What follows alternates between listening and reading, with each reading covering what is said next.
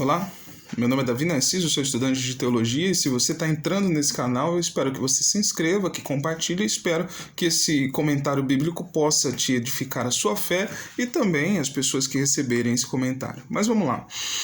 A gente está iniciando hoje uma série de comentários rápidos sobre o Evangelho de Mateus e eu vou disponibilizar esse link para algumas pessoas que estão estudando alguns aspectos da teologia junto comigo. Eu sou estudante de teologia e estou avançando em relação a isso. Mas vamos lá. Quando a gente olha o texto bíblico, muitas das vezes a gente quer olhar para o texto bíblico como se fosse uma literatura jornalística ou histórica, simplesmente. Não que o texto bíblico não tenha aspectos historiográficos, porém, o objetivo principal do texto bíblico não é o aspecto historiográfico, porém, o mais importante no texto bíblico é o aspecto teológico dele. Ou seja, quando a gente olha para o texto bíblico, o mais importante não é se o fato aconteceu ou não aconteceu de fato. O mais importante é saber e entender e poder sentir a revelação de Deus dentro da vida daquelas pessoas que estão sendo colocadas dentro daquela literatura bíblica. Quando a gente olha para o texto de Mateus, existem vários aspectos fundamentais ali dentro. E quando a gente olha para o capítulo 1, capítulo 2, o que mais nos chama a atenção é exatamente sobre a genealogia que é apresentada ali dentro. A genealogia de Jesus. Quando a gente olha para a genealogia dentro dos 4 evangelhos, tanto o evangelho joanino quanto os evangelhos sinóticos, a gente percebe que as genealogias são um pouco diferentes de uma para outra. Quando a gente olha para o texto de João, por exemplo, Jesus Cristo é colocado como o Criador, aquele que a partir dele toda criatura é feita. Quando a gente olha para o texto de Marcos, por exemplo, Marcos ele vem e pontua Jesus como o Filho de Deus. Logo que inicia no primeiro capítulo, versículo 1 e 2, isso já é pontuado diretamente em Marcos. Quando a gente vai para Lucas, por exemplo, a genealogia ela começa a partir de Jesus e vai até Adão. E é pontuado, deixa bem claro no texto que Adão é feito por Deus, ou até filho de Deus, né? Então ele é essa criatura que Deus fez. Mas quando a gente vai para Mateus, como que é apresentado ali? Jesus Cristo ele é apresentado dentro de uma genealogia que vem a partir de Abraão,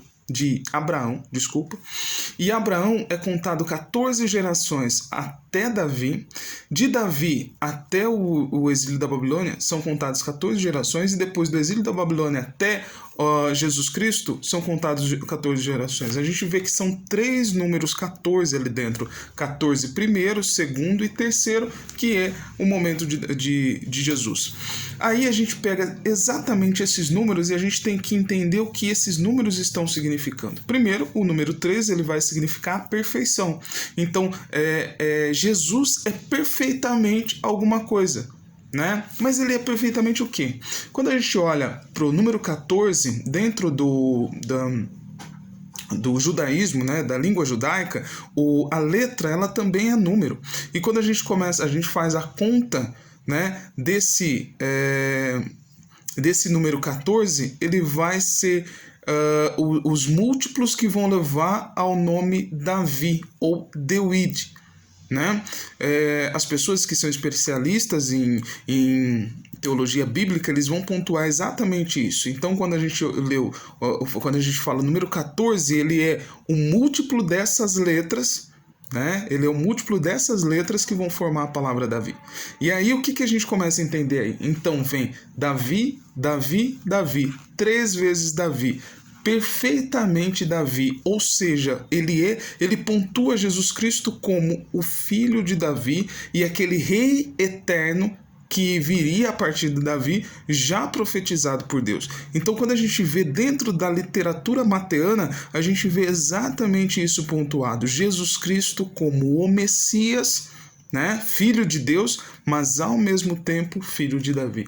Quando a gente olha para esse início do texto, é exatamente isso que está apresentando, ok? Espero que isso tenha tirado algumas dúvidas que vocês têm e espero que isso tenha edificado. E mais, se inscreva nesse canal e acompanhe todos esses comentários que a gente vai postar durante esses 14 dias comentando o Evangelho de Mateus, ok?